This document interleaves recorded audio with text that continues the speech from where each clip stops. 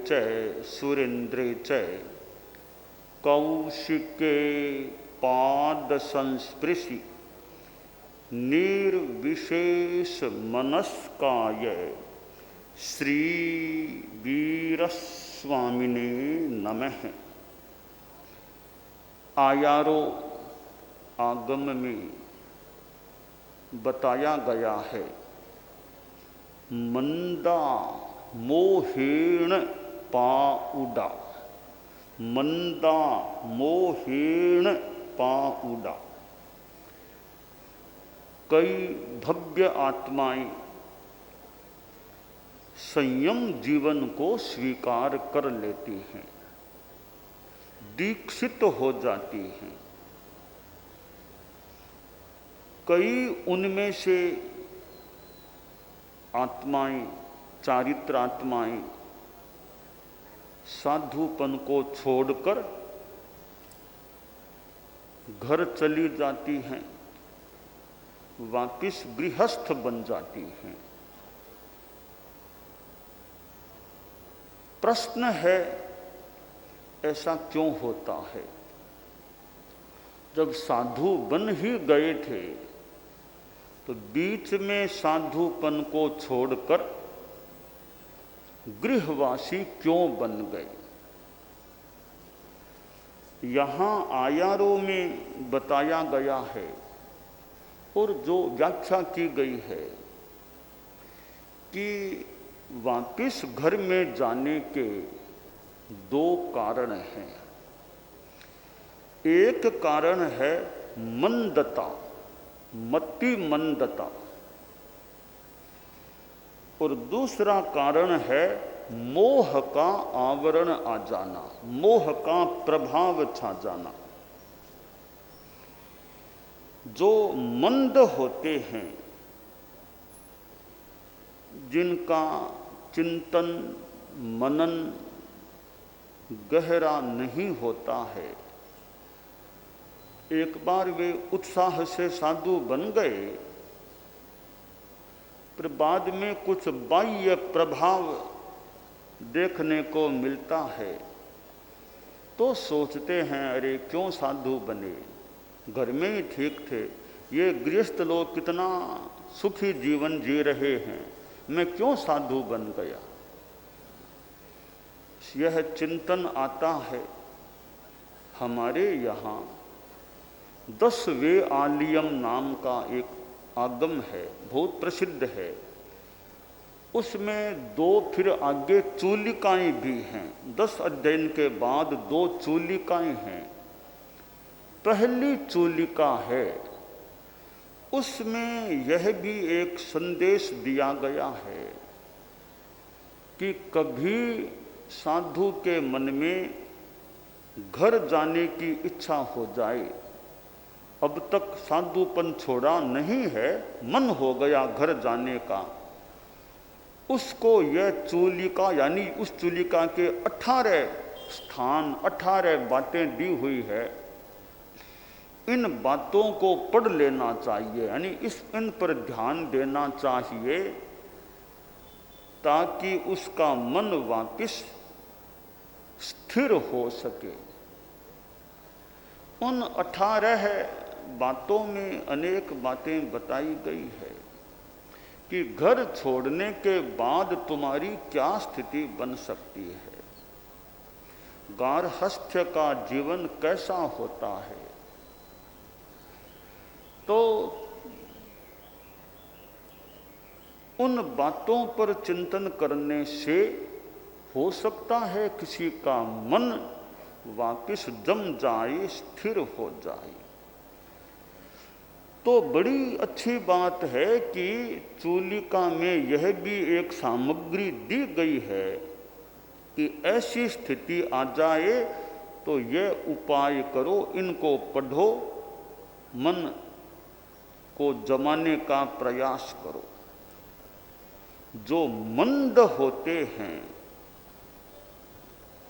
वे क्या परिणाम आ सकेगा, इस पर इतना गहरा ध्यान शायद न दे सके और साधुपन छोड़कर घर चले जाएं। दूसरा कारण है कि आदमी है तो चिंतनशील, पर मोह का ऐसा प्रभाव छा गया कि जानते हुए भी कि परिणाम बढ़िया नहीं है, इस ज्ञान के होने पर भी वह साधुपन छोड़कर गारहस्थ्य में चला जाता है। तो आयारों में जो कहा गया मंदा मोहेन पाउरा, मंद और मोह प्रावृत व्यक्ति साधुपन को छोड़कर गृह जीवन को स्वीकार कर लेते हैं। ऐसे हम देखें, सूर्य है आकाश में, धूप है, 11-12 बजे 12:30 कितना तेजस्वी सूर्य है। फिर गर्मी का समय हो, बैसाख जेठ मई जून का समय हो, और कितना सूर्य तेज आकाश में है, बहुत तेज है। कभी कभी तो सूरज उगने के बाद थोड़ी देर बाद ही उगन तो ही तपे तेज, मानो उगता ही सूरज तपने लगता है। तो इतना तेजस्वी सूर्य है, और बादल आगे आ जाएं, सूर्य के आगे बादल आ गए तो सूर्य की तेजस्विता मंद पड़ जाती है। इसी प्रकार हमारी चेतना सूर्य के समान है, पर जब मोह कर्म का बादल आड़ा आ जाता है तो चेतना की तेजस्विता भी मंद पड़ जाती है। तो हमारे भीतर मंदता है, वो एक तो ज्ञान के अभाव से, ज्ञानावरणीय कर्म के प्रभाव से भी वो ज्ञान की मंदता आ जाती है, ज्ञान विकसित नहीं होता। कई बच्चे मेंटली जो ये अविकसित होते हैं, वो पूरा न समझते हैं, न खुद का पूरा काम कर पाते हैं, कोई पढ़ाई लिखाई नहीं कर पाते हैं, यानी वो उनके ज्ञानावरणीय कर्म का भी ऐसा कोई उदय हो सकता है कि वो इतने अविकसित रह जाते हैं, शरीर से भी अविकसित हैं, दिमाग से भी अविकसित हैं। और ऐसे अविकसित बच्चों की भी कोई सेवा करते हैं, माता पिता ऐसे बच्चों को भी संभालते हैं। मन में आ सकता है भी इनकी सेवा क्यों करें, क्या हमें निहाल करेंगे, ये तो अविकसित हैं, इनकी सेवा करने से क्या लाभ होगा, हमें क्या ये देने वाले हैं। यह तो स्वार्थ का चिंतन हो गया, क्या देने वाले हैं। अब जन्म दिया गया है, ऐसा बच्चा पैदा हो गया है, तो उसकी सेवा करना, मानो कोई ऐसा मौका मिला है कि सेवा करो, सेवा का मौका प्राप्त हुआ है। तो ऐसे बच्चों की भी सेवा करने वाले माता पिता किस तरह उनको वर्षों तक संभाल, उनकी तो सेवा है, पड़े रहते हैं, उनको संभालो, कभी वे हल्ला करते हैं, कभी कुछ, उनको खिलाना पिलाना नहलाना। उम्र में तो 20, 25, 30 वर्ष के हो गए, अपना काम भी खुद नहीं कर पाते हैं। तो वो एक मंदता है, ज्ञान की, बुद्धि की, दिमाग की भी मंदता है, शरीर भी उनका ऐसा सा ही है। तो यह मंदता और फिर यह मोह का प्रभाव छा जाता है, तो कई बार ज्ञान होने पर भी आदमी असंयम के पथ को स्वीकार कर लेता है। तो मंदा मोहेन पाउडा, यह मोह का प्रावरण, वैराग्य से दीक्षा ली है, कुछ समय बीता, कि नहीं नहीं साधुपना तो नहीं पाल सकते, नहीं मन नहीं लगता, वो घर जाने को उद्यत हो जाते हैं, तैयार। कोई कोई बाद में पश्चाताप भी, छोड़ने के बाद अब पश्चाताप, अरे क्यों छोड़ दिया, साधुपना क्यों छोड़ दिया। अज आ हम गणी हुंतो भागियप्पा बहुस्सु ओ जय हम रमनतो परियाए सामान्य जिन देशिए। कि अगर मैं साधुपन में रहता, धर्म संग में रहता, मेरे साथी संत इतने आगे बढ़ गए, मैं भी कोई अच्छे स्थान पर आ जाता, भागितात्मा बन जाता, बहुश्रुत बन जाता, अगर सामान्य में रमण करता तो। अब पश्चाताप करने से क्या हो। कोई कोई फिर भी दोबारा भी फिर दीक्षित हो जाते हैं। वर्षों तक घर में रह गए, पहले साधु थे, बीच में घर में रह गए, वापिस उनका कोई अच्छा योग आता होगा कि फिर वे साधुपन ले लेते हैं। अंतिम श्वास साधुपन में यानी साधु जीवन में लेते हैं। अनेक साधु हमारे धर्म संघ में भी ऐसे हुए हैं जो दीक्षित हुए, बीच में चले गए, वापिस आए और फिर वो संघ में भी रहे, और कोई कोई आकर के भी फिर वापिस भी चला जाता है। कर्मों का योग है। यह कई बार मानो हाथ की बात नहीं रहती, वो इतना मोह का प्रभाव छा जाता है कि वो आदमी, क्योंकि भाग्य के बिना साधुपन मिलना मुश्किल, मिल जाए तो पलना मुश्किल, टिक पाना मुश्किल, बड़ा भाग्य चाहिए तब साधुपन जैसी स्थिति मिल सकती है और आदमी साधुपन का सम्यक पालन कर सकता है। तो भगवान महावीर के समय भी हम देखें, मुनि मेघ कुमार था, मुनि मेघ कुमार दीक्षित हुआ, रात को थोड़ी कठिनाई हुई, कोई आने जाने वाले संतों का पैर लग गए, कुछ नींद में मानो खलल बाधा आ गई और मन हो गया मैं तो वापस बस घर जाऊंगा। भगवान महावीर के समय भी कि वापस घर जाने की बात, हालांकि कोई भगवान महावीर का निमित्त मिला और वो संभल गए, गिरते को सहारा मिल गया, पूर्व जन्म का ऐसा प्रतिबोध प्राप्त हुआ और वह गिरते गिरते बच गया। गिरते हुए को बचा लेना वो एक खास बात होती है। तो किसी साधु के मन में अस्थिरता आ जाए, उसको जो संभाल ले, वापिस स्थिर कर दे, ऐसा स्थविर मुनि कि अस्थिर को स्थिर कर दे, वो एक अच्छी बात। बाकी जिंदगी है, ये मन है हमारा, चलते चलते मन में कब क्या तूफान आ जाए, विचार आ जाए और मन कमजोर पड़ जाए, घर जाने का मन हो जाए, बस ऐसे समय कुछ संभालने वाला कुछ या कोई मिल जाए तो वह गिरने से बच सकता है, डूबने से बच सकता है, दुर्घटना से बच सकता है।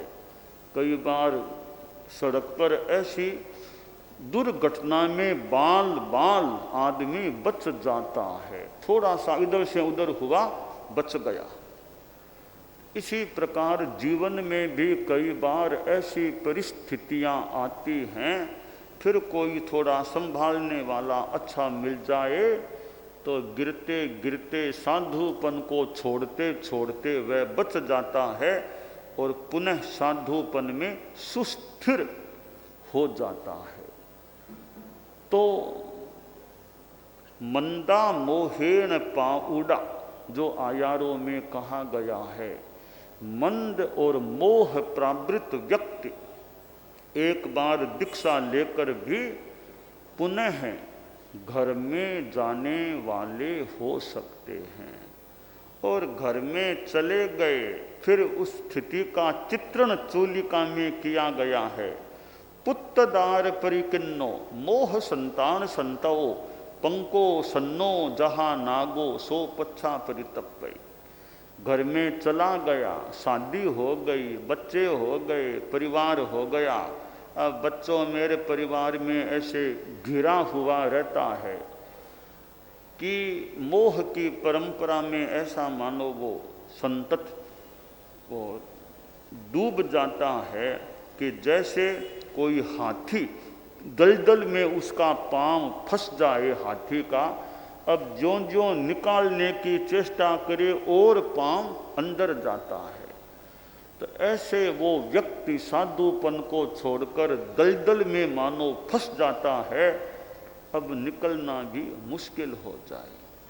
और जवानी है तब तक तो फिर भी थोड़ा आदमी काम धंधा कर करा के समय निकाल दे, समय इकंत जोबणो। अब जवानी चली जाती है, बाद में कई बार और स्थिति खराब हो सकती है। न परिवार वाले उसको तवज्जो देते हैं, दुख में और में आत ध्यान में जीवन बिताता है।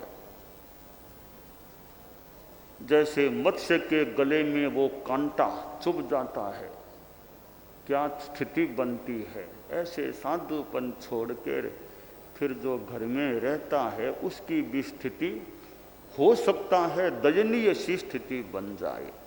एक राजा है, राजा को गद्दी से उतार दिया जाए, अब राजा नहीं रहे, दूसरे को राजा बना दे, उसको जंगल में कहीं छोड़ दे, तो उसके मन में क्या आ सकता है भी, अरे मैं तो राजा था, अब तो जंगल में मुझे छोड़ दिया, कोई पूछने वाला ऐसा खास नहीं है। तो वो जैसे पश्चाताप करता है, वैसे साधुपन को छोड़कर जो घर में चला जाता है उसकी भी ऐसी। कोई देवता देवलोक में है, अब वहाँ का आयुष्य पूरा हो गया और कोई सामान्य गति में आकर पैदा हो गया, अब कहाँ देवलोक कहाँ सामान्य योनि में आ गया। इंद्र है, इंद्र की मतलब इंद्र कितना बड़ा ऐश्वर्यशाली, फिर इंद्रत्व समाप्त हो जाए तो क्या स्थिति बन सकती है। तो इसी प्रकार यह साधुपन का आध्यात्मिक वैभव, यह संयम का हीरा जिसे प्राप्त होता है, इस हीरे को जो गंवा देता है तो उस साधु की जो अब घर में चला गया है, गृहस्थ बन गया है, उसकी भी वैसी स्थिति बन सकती है। तो दीक्षा लेकर के अंतिम श्वास तक अपना संयम जीवन पाल ले, बीच में कहीं कोई खंडित नहीं हुआ, कभी घर में जाने का यानी साधुपन छोड़ने का काम नहीं पड़ा, पूरा वर्षों तक अपना अच्छा पाल ले, तो वह बहुत बड़ी भाग्य की बात भी है और सफलता की बात है। बीच में कहीं खंडन नहीं हुआ। कपड़ा है, अखंड कपड़ा अखंड पड़ा है, एक बीच में फट गया, फिर जोड़ दिया गया, रफ्फू कुछ कर दिया गया, ऐसा जोड़ दिया गया, ठीक है, जुड़ गया, अच्छी बात है, तो दिखता है रे ये जुड़ा हुआ है, जुड़ा हुआ, अखंड नहीं है, बीच में जुड़ा हुआ है। तो जुड़ा हुआ अच्छा, पर बीच में टूट गया, ये बात सामने आती है। इसी तरह साधुपन बीच में छोड़ दे, वापिस आ जाए, अच्छी बात है, इतना बीच में अंतराल आ गया, वो तो आ ही गया। तो अखंड साधुपन पाल ले, एकदम वर्षों तक 60, 70, 80 लंबे काल तक अपना, जब से दीक्षा ली अंतिम श्वास तक, अंतिम भी हो संथारा आ जाए, अच्छा अपना सारा काम संपन्न हो जाए, यात्रा अच्छी तरह संपन्न हो गई, उसकी तो क्या महिमा क्या गरिमा है। पूरा साधुपन जिंदगी भर अपना पाल लिया। तो यह मोह का प्रभाव पड़ता है, तब साधुपन छोड़ने की स्थिति, बीच में बन सकती है। वरना बचपन में कोई साधुपना लेता है, लंबा आयुष्य 90-92 लंबा आयुष्य है, बचपन में साधु बना, 75 वर्षों से ज़्यादा संयम पर्याय। आचार्य श्री महाप्रज्ञ जी का संयम पर्याय कितना लंबा, 75 वर्ष भी पार हो गए थे संयम के, और मतलब 80 के संभवतः निकट संयम पर्याय पहुँच। मंत्री मुनि श्री सुमेरमिल जी स्वामी लाडनों के भी 75 वर्षों से ज़्यादा का 75 पार हो गया था उनका संयम पर्याय। और भी हमारे अनेक कोई कोई चारित्रात्मा हैं, कोई कोई मुनि श्री हरसलाल जी स्वामी का भी 75, ऐसे कई मुनि श्री सुमेरमिल जी स्वामी सुदर्शन 75 पार का, और कई साध्यों में भी हमारे कई साध्वी जी जिनका संयम पर्याय 75 पार हो गया। आचार्य श्री महाप्रज्ञ जी का संयम पर्याय तो संतों में संभवतः वो सबसे पुरुष चारित्रात्माओं में पूरा तो ध्यान देने से भिक्षु स्वामी के युग से लेकर आज तक भी संभवतः आचार्य श्री महाप्रज्ञ जी का जितना लंबा संयम पर्याय था उतना और किसी का है या नहीं है तो भी बहुत ही कम होगा संतों में। साध्यों की बात अलग है, संतों में पुरुष चारित्रात्माओं में तो इतना लंबा संयम पर्याय आचार्य महाप्रज्ञ जी का 90 करीब तक का जीवन काल, 11वें वर्ष में दीक्षा ले ली तो कितना लंबा संयम पर्याय। तो संयम पर्याय अखंड अच्छी तरह पल जाए, बहुत ही बड़ी सफलता की बात वह हो सकती है।